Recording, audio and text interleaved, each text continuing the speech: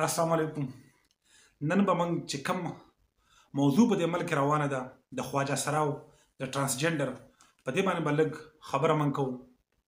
د ټول ناول خواجه سرا د الله تعالی مخلوق دی. الله تعالی پیدا کړی دی. په دې معاشره کې د دیو خپل حق دی، خپل حقوق دي. دا حقوق له نه ما ته ورکړي، بلکې دا حقوق له الله تعالی ورکړي. دا حقوق له قرآن او حدیث ورکړي.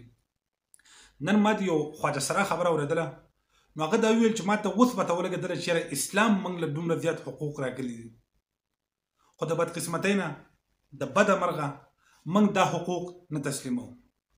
یو مفتي صاحب اوس لګیو په لایو ټي وي باندې پروګرام کې لګیو، هغه دا خبره وکړه چې دا خواجه سرا د کوم دی دا به د الله تعالی د کوم حرم دی، د دې د کومه صفایي ده دا په خواجه سراو باندې ده. دوی له دومره غټ مقام الله تعالی ورکړی دی. خو ما ورته دیو ته په کم نظر باندې، دیو ته په نه مخلوق په نظر باندې ګورو. اوس دا غلطي د چا ده؟ د ټول نه اولنۍ خبره دا ده چې دا د الله تعالی مخلوق دی، الله تعالی پیدا کړی دی.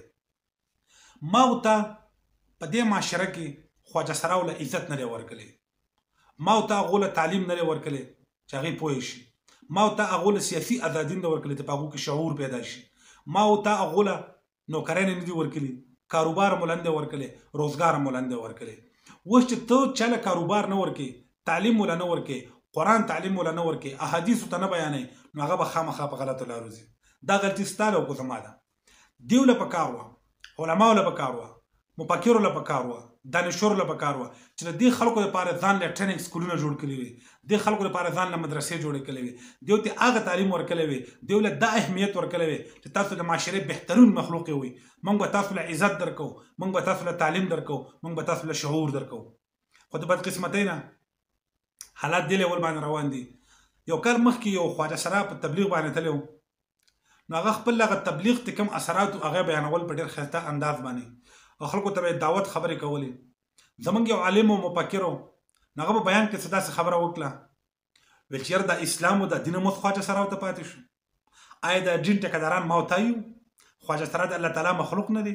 دا اسلام او دین نشي بیانولی؟ ما ورته به صرف بیانو. نو موږ ټول له پکار دي، موږ له سوچ کول پکار دي. ما ورته خو مزدورۍ نه کوم، دیاړۍ نه کوم.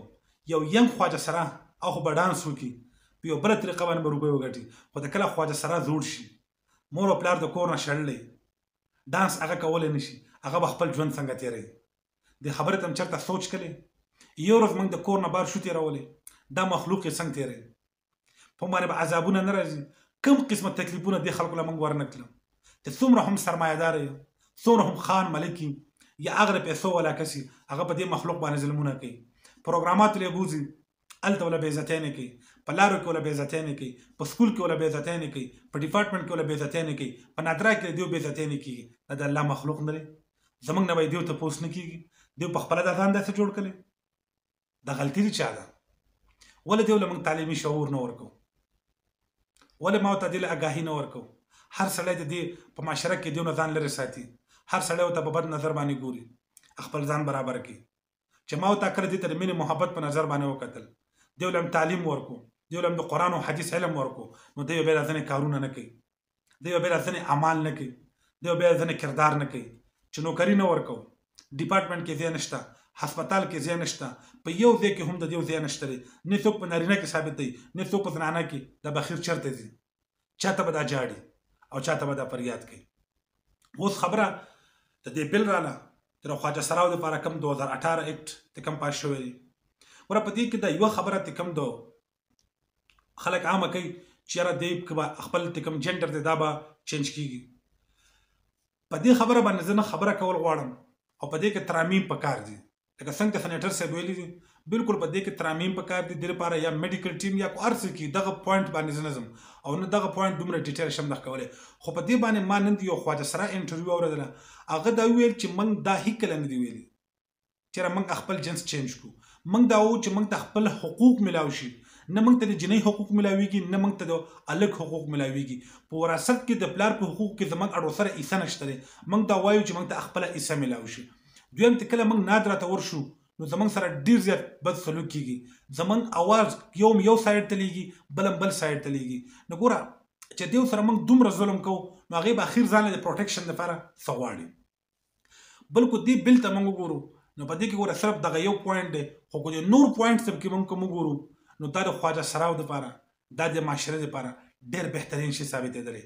ګوره په دې کې د ټول نه غټه خبره د دې سره ایجوکیشن دی چې دا خلک ایجوکیشن کوي، دې خلکو له ایجوکیشن ورکوي، دا خلک سوشل کوي، په دې خلکو کې اویرنس پیدا کړي، دا د معاشرې مخلوق دی، دا معاشره ډېره زیاته مضبوطه کړي.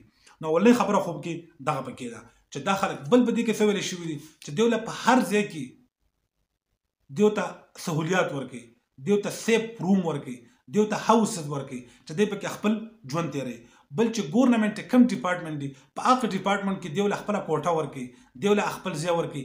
یو خواجه سره د بل خواجه سره درد پیژني، یوه زنانه د بل زنانه درد پیژني، یو سړی د بل سړي درد پیژني، دغه تکلیف پیژني.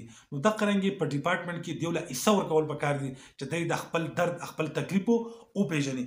بل دا حکومت له دې له پکار دي چې دیو ته ځان له روم ورکړي. بل په جیل کې دیو لپاره ځان له خپل سیستم جوړ کړي، تیاره د کم د جیل سیستم چې په عقل اول باندې دیو ته هغه سهولیات ملاو شي.